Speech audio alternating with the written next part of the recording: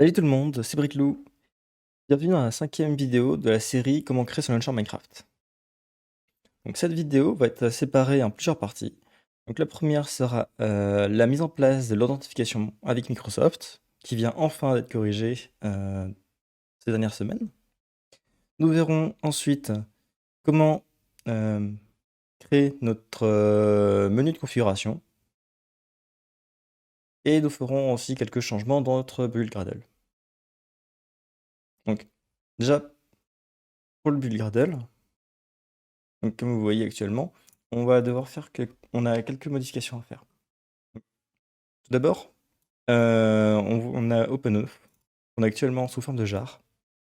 On va maintenant pouvoir le récupérer depuis un repos Maven et ne plus avoir à gérer avec des fichiers jar. Donc on peut totalement supprimer le dossier lib et on va rajouter quelques informations en plus. On va appeler un nouveau repos Maven. On va passer à l'URL https://litarvan.github.io/maven.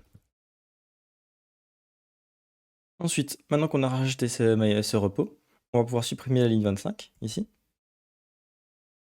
Et on va pouvoir la remplacer par implementation. Et entre parenthèses, enfin entre guillemets, on va passer fr.litarvan, 2.openof, 2.1.1.1. Donc cette version est une mise à jour qui va à la fois fournir l'authentification de Microsoft avec une correction pour Java 11.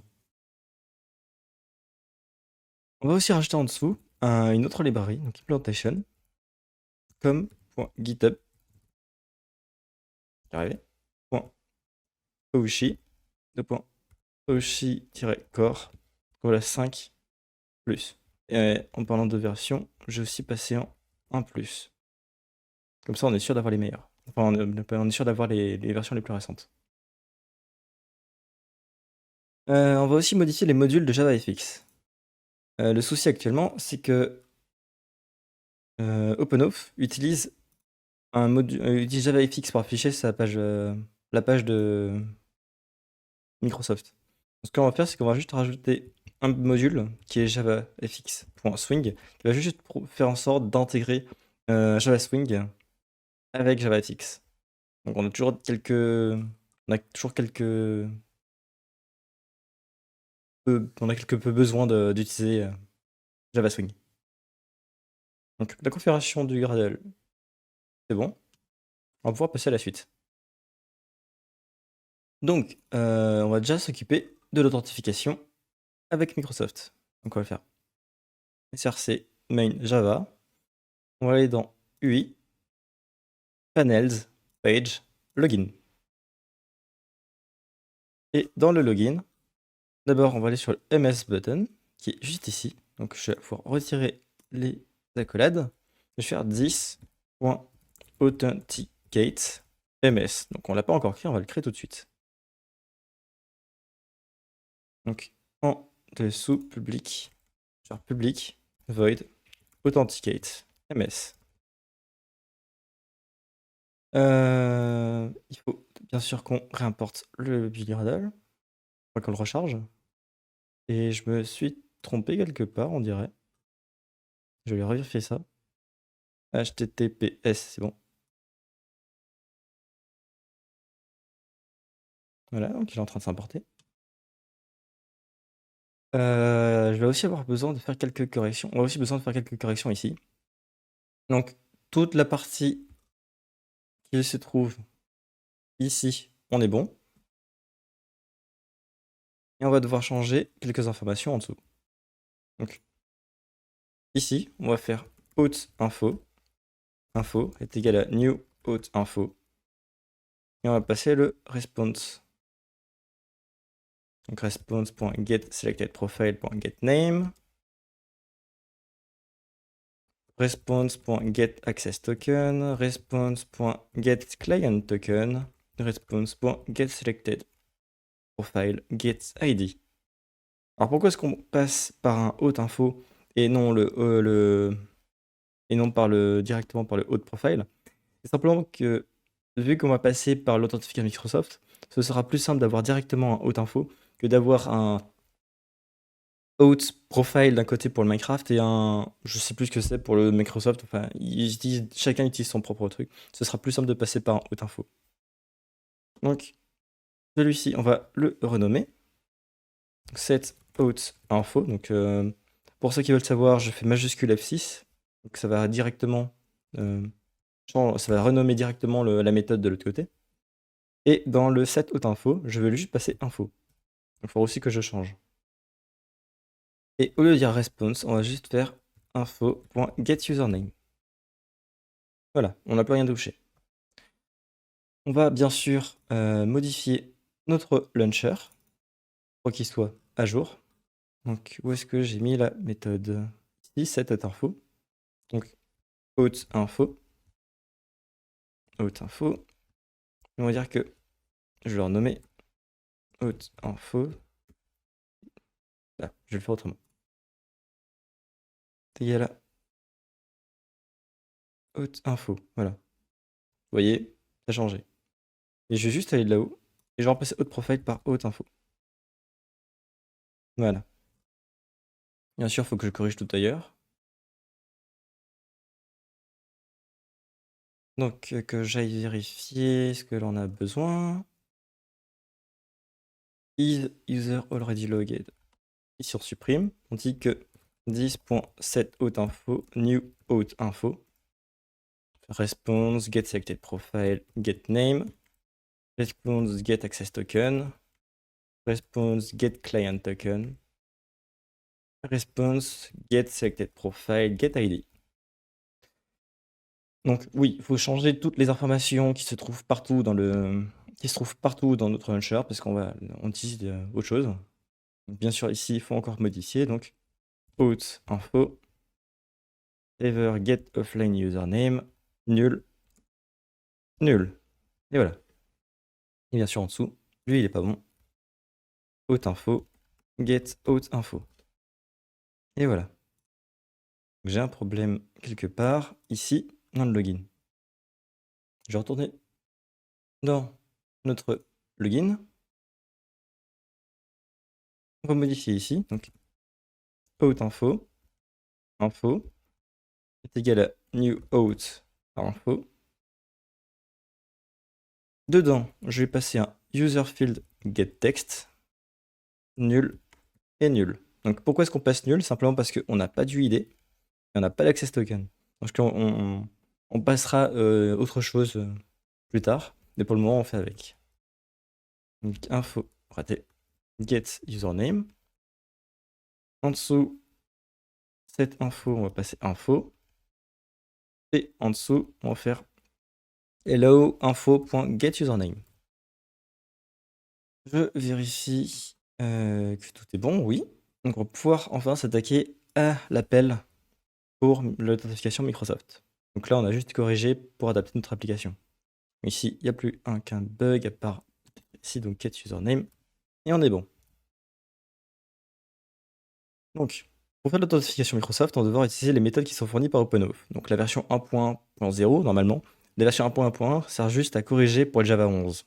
Il se trouve qu'on a rencontré un bug avec Peterman, et on a regardé ensemble pour corriger. Donc, on va faire Microsoft Authenticator. Donc, on va passer Authenticator est égal à New Microsoft Authenticator. Il se trouve que l'Authenticator va te fournir une méthode qui s'appelle Login with Async WebView. Donc, c'était ce qu'on appelle une méthode asynchrone.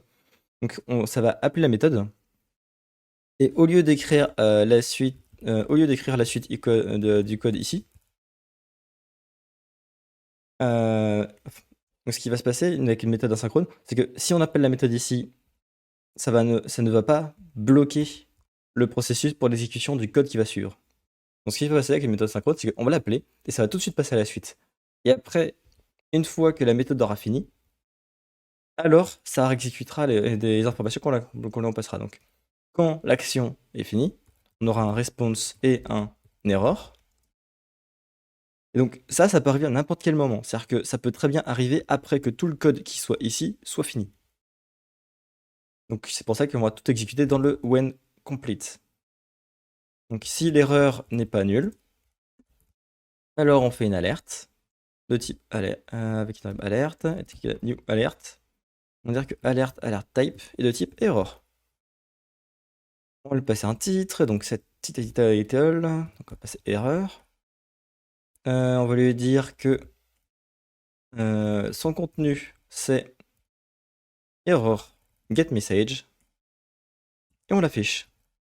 Et après on refait un return. Donc le return va juste nous permettre d'ignorer la suite. S'il n'y a pas d'erreur, on va faire un saver set ms access token. On va passer response get access token. Ensuite saver set ms refresh token. Donc, response get refresh token. Et on va faire un saver.save. Voilà. Une fois qu'on a fait le saver.save, on va faire launcher get instance set out info. Donc on va mettre à jour notre out info avec les informations fournies par Microsoft. Get profile, get name. Response get access token et response get profile. Non, get profile, get ID. Et voilà. On va juste afficher en dessous un petit message. This logger info. Hello. Response. On va faire mieux. Il faut faire comme ça. Response. Get profile. Get name. Là, on peut supprimer ici. Donc, normalement, ça devrait fonctionner. On a juste oublié une chose, c'est que quand on va redémarrer le launcher, il va rien se passer. L'utilisateur va devoir à nouveau se connecter. Donc, tout ce qu'on a corrigé ici, il faudra le mettre à jour pour Microsoft. Donc, je vais relire le code que j'ai écrit. Et ce que je vais ajouter, c'est au niveau du else if, j'ai rajouté une nouvelle condition. Donc, si saver get ms access token,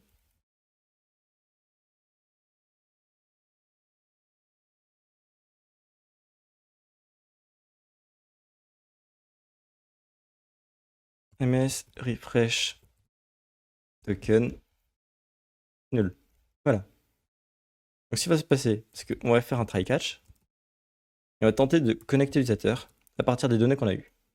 Donc, catch, le catch, ce sera l'erreur pour Microsoft Authentication Exception.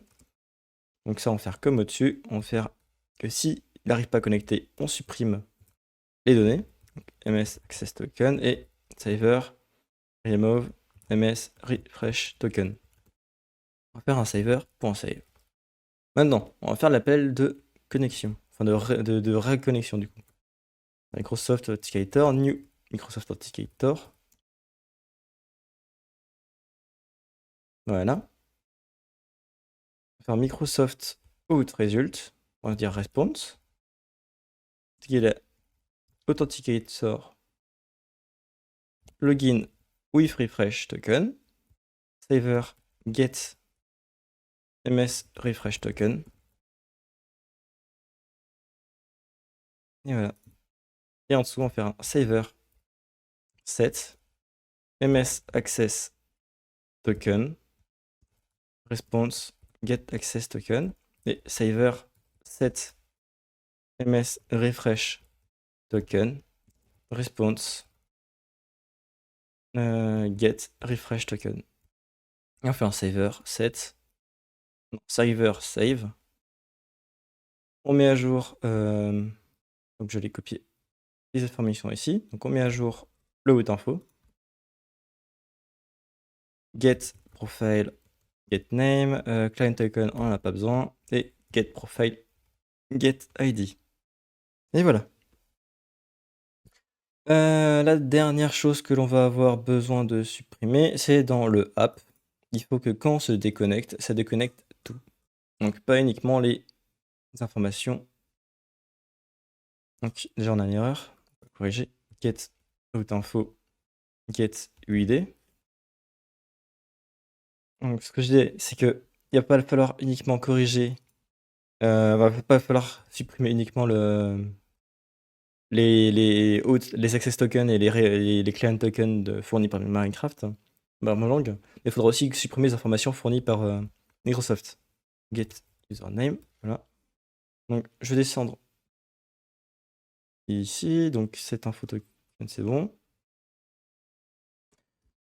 Où est-ce que j'ai foutu le logout button? Il est là. Je l'ai même pas mis à jour dans mon code de test. Donc remove, ms access token et saver remove ms refresh token. Voilà, ça a tout nous supprimé. Ensuite, donc si on allume, normalement, si j'ai pas fait d'annerie, ça devrait se lancer. Notre launcher se lance. Là, je suis déjà connecté, donc je peux me déconnecter. Donc, comme d'hab, ici, si je veux connect, ça change rien. Voilà. Et je peux aussi cliquer sur Microsoft. Donc, quand je clique sur Microsoft, ça nous ouvre une nouvelle fenêtre qui va permettre de nous connecter avec Microsoft.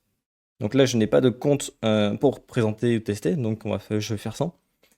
Mais si on fait continuer Next et autres avec la connexion, ça va pouvoir nous connecter directement dans le launcher. Donc, je vais revenir avec un compte de test pour éviter un souci.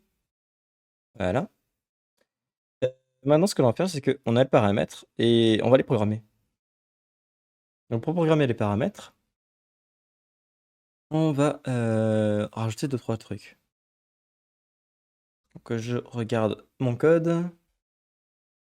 On va créer deux nouvelles pages, enfin deux nouvelles classes. On va créer page content, c'est un nouveau package. On va créer une nouvelle classe qui s'appelle settings. Et je vais ajouter. Et je vais créer une nouvelle classe qui s'appelle content panel. Voilà. Donc on va d'abord coder le content panel. Donc le content panel, qu'est-ce que c'est? On va c'est une classe abstract qui va juste nous permettre de remplir qui va juste nous permettre de remplir notre j'y arrivé. Elle va nous permettre de remplir notre page. Donc normalement on a juste le menu de gauche et on va juste rajouter du contenu. Donc on va faire override public void unshow. On va dire que unshow, on va faire un fade transition est égal à new fade transition. Voilà. On va dire qu'il y a une durée en milice de 250 et qui s'applique sur 10 layouts. On va faire transition set from 0, transition set to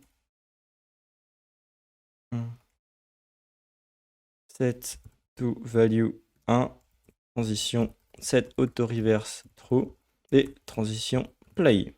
Et voilà. Là on est bon. On va pouvoir ouvrir le settings. Le settings, qu'est-ce qu'il va faire? Il va faire extend de content panel. On implémente tout. Donc je veux juste implémenter lui. On va déclarer 2-3 choses. Déjà, je vais faire un private final saver. Saver est égal à launcher get instance get saver et un grid pane content pane égal à new grid pane. Donc get name, c'est settings. Get stylesheet path, on va l'appeler css content settings.css. On appelle le init. Donc dans le init, je déclare d'autres trucs.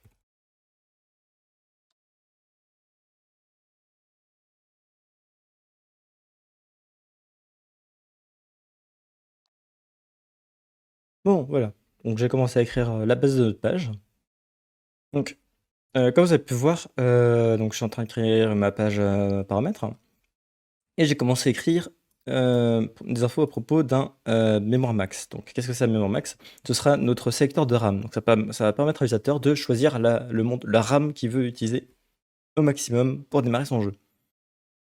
Donc, ce qu'on va faire, c'est que je vais faire un RAM selector en commentaire. Et on va dire que d'abord, on va récupérer système info, donc qui est fourni par la librairie Oshi. On va faire système info égal à new system info. On va faire un global memory, memory égal à systemeinfo.getHardware dans getMemory. Donc, ça permet de récupérer la mémoire fournie par le système. Donc, c'est-à-dire que si vous avez un PC qui a 16 Go RAM, ça va nous récupérer 16 Go. Si vous avez un PC à 8, ça va récupérer 8. Si vous avez un PC à 4, ça va récupérer 4. Si vous avez 64, ça récupère 64, etc., etc. Donc, on va créer un nouveau combo. Box. On est passé string en paramètre. Enfin, oui. On va faire un new combo. On va faire dire que combo getStyleClass RAM selector. Donc, ça, c'est juste pour le CSS. Donc, ce que l'on va faire, c'est que for i est égal à 512. Donc, on démarre avec 512 mégaoctets de RAM. Donc, ça peut être un bon début pour un démarrage de Minecraft. Et on va dire que tant que i est inférieur à sale, donc c'est-à-dire qu'on va arrondir au supérieur, tant que la mémoire totale, donc la mémoire totale est actuellement fournie en bits, enfin en bytes, donc c'est en nombre d'octets. Ce qu'on va faire, c'est qu'on récupère le nombre d'octets. On va le diviser par donc 2000, enfin on va le diviser par 1024 puissance 2. Donc ce que ça va faire, c'est qu'on va le diviser par, on va faire diviser des octets par 1024, ce qui va nous donner la valeur en kilooctets. Ça ne suffit pas. Donc on va encore diviser par 1024, donc 1024 puissance 2, pour avoir la version en mégaoctets. Comme ça, on va pouvoir commencer à calculer avec des mégaoctets. Ce sera plutôt pratique. Donc ce qu'on va faire, c'est qu'on va faire cela. Donc que je me foire pas, c'est ici. Et on va dire que à chaque boucle, à chaque fois qu'on fait une itération de boucle, on rajoute 512. On va faire combo getItems add, on va dire i divisé par 1024.0. Alors le point 0 est important, sinon ça va nous couper tout ce qui est après la virgule, ça nous renvoie un entier.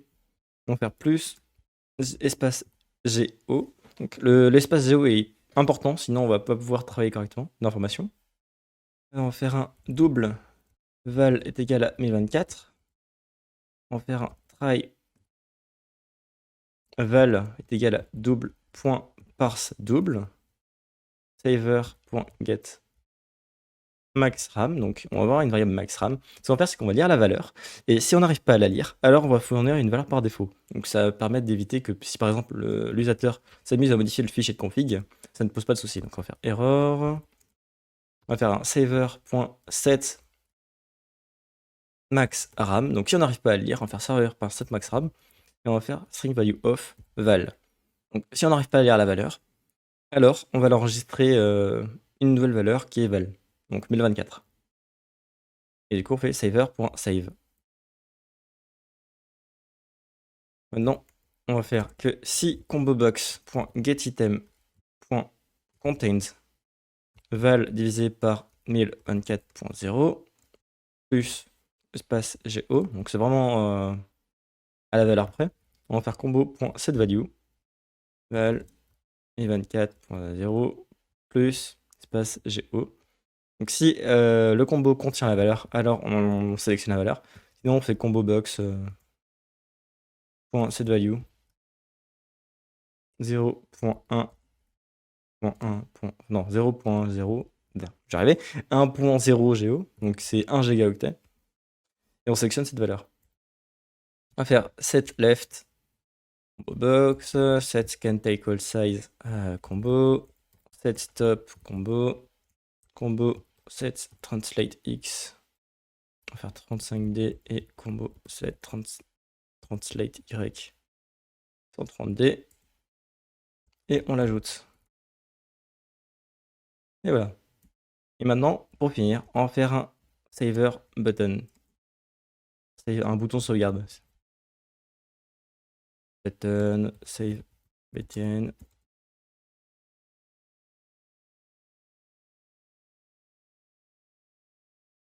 Bon, alors, donc j'ai créé mon bouton. Et là, j'ai créé l'événement, donc set on most clicked. Donc, ce qu'on va faire quand on clique sur la mémoire, donc on va cliquer sur le bouton sauvegarde, vers saver set, max RAM. On va dire que max RAM, c'est combo get value, replace, espace GO par rien. Donc, on va récupérer que la valeur. Et on s'en fout de le convertir en entier parce que de toute façon, ça s'enregistrait sous forme de texte. Et à la fin, on fait content pay, get children, add, save button. Ensuite, ce qui va nous manquer, c'est que dans ressources, donc là on a nos images, là notre CSS, on va créer un dossier nommé content. Et dans content, je vais juste créer un fichier CSS qui sera settings.css. Et donc je vais aller copier, donc oui, vraiment copier ma config CSS parce que, comme je le répète tout le temps, faites la vôtre. Ne vous amusez pas à copier mon interface, faites la vôtre. Là, je vais faire copier, coller. Vous voyez, j'ai à peu près écrit des autres trucs. Et je vais pouvoir lancer. Là, j'ai mon application qui démarre, je vais dans paramètres. Et j'ai oublié de programmer l'ajout. On va aller dans application. Je dois avoir le settings button quelque part, donc ici. Et je vais lui dire new settings. Voilà, donc si vous ne mettez pas le setting, c'est sûr que ça ne fonctionnera pas très bien. Je vais relancer. Et voilà. Donc vous voyez, on a le menu, on a un joli petit menu. Donc si vous voulez le CSS, bah, donc si vous voulez le CSS pour ce menu-là, vous pouvez le récupérer. Mais comme j'ai expliqué avant, ne vous amusez pas à le copier complètement. Donc par exemple, je vais dire que je veux, allez, 4 Go pour mon jeu. Je vais enregistrer. Là, je vais changer le menu. Et j'ai un petit bug, donc je vais aller voir pourquoi. Donc, alors, j'ai trouvé le souci. Il se trouve que j'ai juste oublié de multiplier la valeur par 1024 quand je charge, parce que quand on sauvegarde la valeur, on va pas enregistrer la valeur en mégaoctet, on va l'enregistrer en gigaoctet. Et ce qu'il se passe, c'est que quand je charge la valeur, bah, je charge la valeur en mégaoctet. Donc il y a juste un souci de conversion, ce qui fait que ça ne chargeait pas correctement. Donc n'oubliez pas de mettre multiplié par 1024 à la fin de cette ligne. J'ai juste changé ça aussi, mais ça change pas grand chose, c'est juste graphique. Donc je vais relancer. Et donc vous voyez que j'ai bien le 4 Go. Donc par exemple, si je mets 4,5, j'enregistre, je change et ça s'affiche. Donc je vais remettre à 4. Et voilà. Donc c'était plus ou moins rapide comme présentation. Et c'est tout pour aujourd'hui. Voilà. Donc je vous souhaite une bonne séance de programmation. Amusez-vous bien à styliser votre application. Et on se dit à la prochaine fois. Ciao ciao.